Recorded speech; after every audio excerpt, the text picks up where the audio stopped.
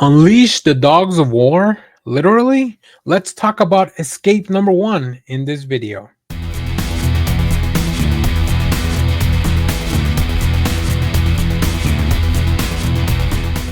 Hello everyone, Daniel here from the Next Issue Podcast. On today's video, I'll be doing a review for Escape number one. This is a new book from Image Comics under the Giant Generator imprint, written by Rick Remender with art by Daniel Acuña. I am very excited to talk about this. I'm not normally somebody that reads war comic books, but I am somebody that definitely always checks out a new Rick Remender series, especially with art by Daniel Acuña. Escape follows Milton Shaw, a hardened bomber pilot shot down behind enemy lines in a city he once helped annihilate. With his side preparing to level the area with a massive bomb, Shaw must team up with a grieving father and son, unlikely allies, to flee the carnage before it is too late. The story unfolds in a gritty, painted world of anthropomorphic animals, a visceral blend of Inglorious Bastards and Black Sad in tone. Uh, I really like the idea, and Rick Remender goes into detail in a little bit of a letter in the back of the book as to why he chose to have anthropomorphized characters, and also why he chose to team up with Daniel Acuña. It's really really cool. But the book explores, of course, the morality of war and collateral damage, as we kind of dive into like guilt and redemption, and like how do civilian lives kind of come into all of this. Is it ever justifiable? Is it ever a justifiable sacrifice in a time of war?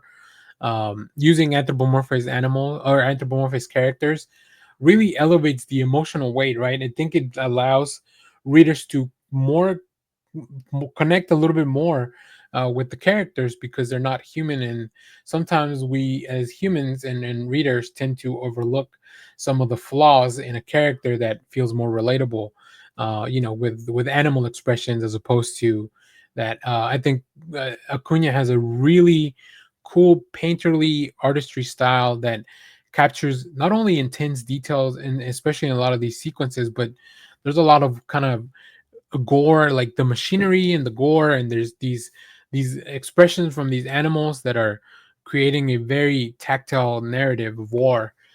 So I really like this book. It feels pretty brutal, very complex, very stunning visuals. Like it to me, it's one of the strongest things that Rick Remender and Giant Generator has put out in a little while.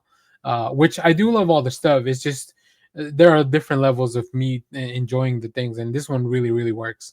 Um, I think if I remember correctly, this creative team worked together on an Uncanny Avengers series a little while back. So it's kind of fun to see him teaming up again. And of course, this is going to subvert a lot of the typical wartime comics tropes with these characters and the type of story and the emotional stakes that are coming in through the first page. So definitely, I would call this a must read, at least the first issue, so you can check out and understand if this is a book for you or if this is something that doesn't fully connect.